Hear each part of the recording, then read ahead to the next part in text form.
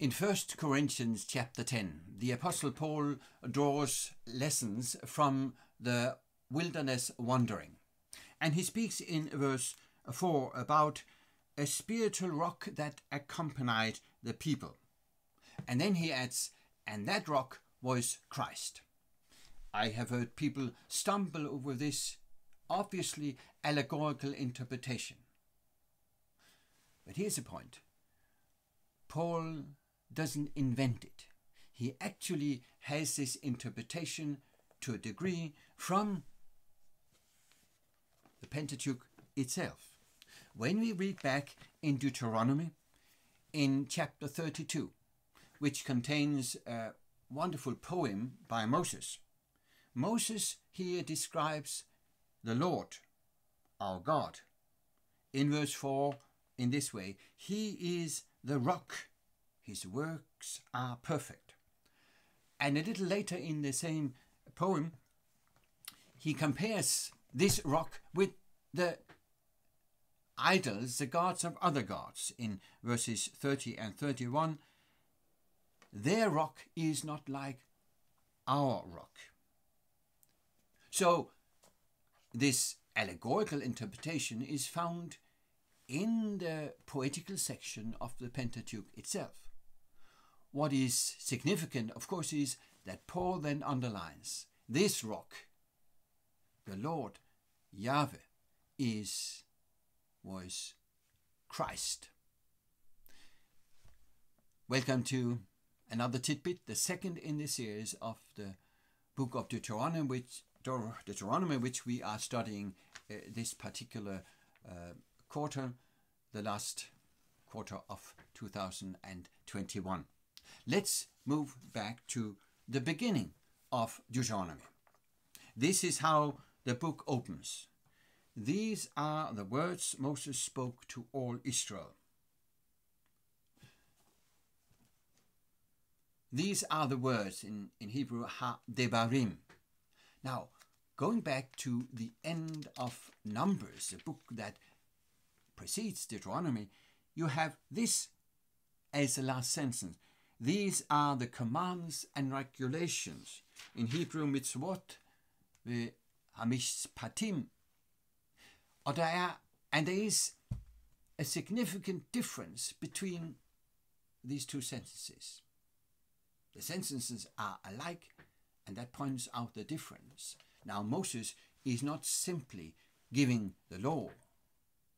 He is speaking as a pastor, as an orator. He is explaining more. He's motivating. If you compare the giving of the different laws in Exodus through Numbers, you will find that in Deuteronomy, when you have similar laws, there's far more explanation.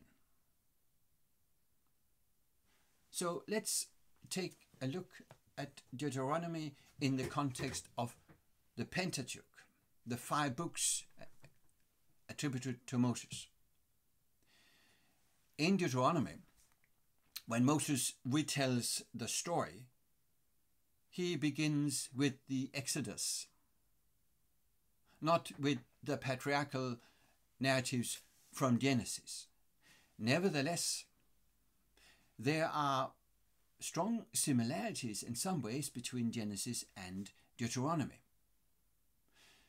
In Genesis, God creates ex nihilo, out of nothing, by his word.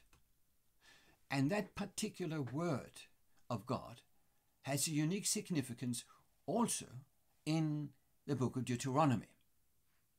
That is God's revelation when he comes near to humans, as underlined in chapter 30, 11 to 14, and quoted by Paul in Romans to indicate that the proclaimed word has come near to us, and of course in John, come near to us as a person in Jesus Christ. So this is a theme that connects Genesis with Deuteronomy, the word. You have others. After the fall, you have the curses. And then in Genesis, God called Abraham to be a blessing to share blessing. This is the beginning of the blessings to counter the curses. And the story about cursing and blessing runs through all of Genesis. Just think of the patriarch Jacob, who is fighting in wrong ways at times for the blessing. Now in Deuteronomy, this emphasis on the curses and the blessings is unique. At the end of the book, Moses appeals to the people to stay within the covenant, not to be cursed because they break it, but to blessed because they follow it. So this theme is strengthening and linking the two, Genesis and Deuteronomy. Likewise, when you look at the 5 books of Moses, the Pentateuch, you will find that some of the narratives that pop up in Exodus are somehow repeated in Numbers. So you have a comparison between the two. And in the middle of it all, you have the book of the rituals, the ceremonial book of Leviticus with all the laws, and in the midst, of course, in chapter 16, the law on the Day of Atonement or Day of Purification, the Day of Judgment and Deliverance. Now, let's move back again to the beginning of Deuteronomy. Here you have the introduction to the first of several speeches.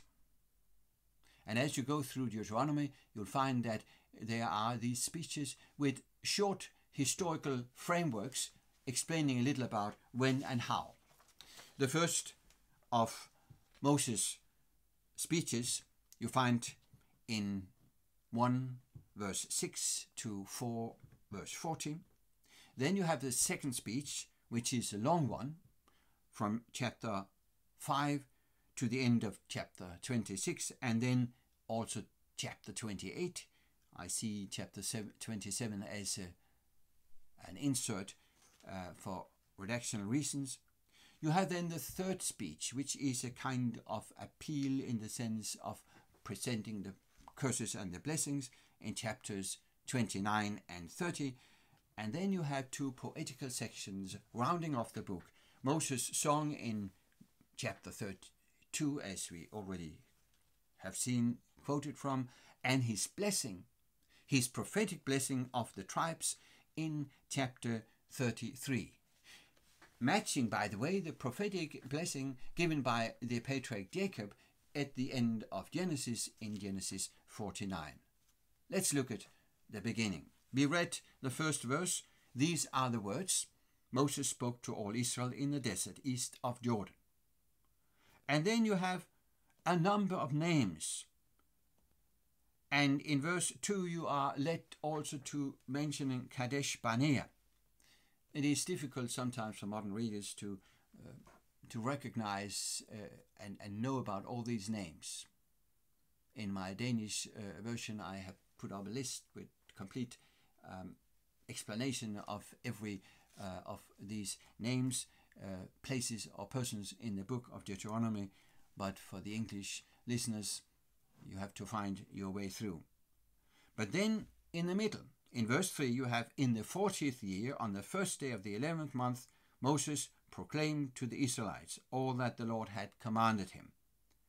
And then you have in verse 4 a reference to King Sihon and of the Amorites and King Og of Bashan.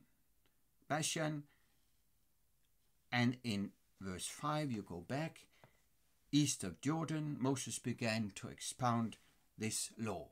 So the first 5 verses are built up in this way that they are a reverse parallel, what is called a chiasm, from the Greek letter chi. Verses 1 and 5 both speak about the place where it is said, east of Jordan. Verse 2 and 4 both refer to historical events, Kadesh-Barnea, the place from which the people 40 years earlier had sent out the spies to spy on the promised land. And in verse 4, the event with wars with 2 kings of the Amorites and of Bashan. Now, the point is interesting because in verse 2 and verse 4 you have references to elements that are taken up in the first speech by Moses from verse 19 and onwards in the first chapter. And in the middle, you have the timing in the 40th year. Now, the number 40 is of significance in Deuteronomy. Notice that.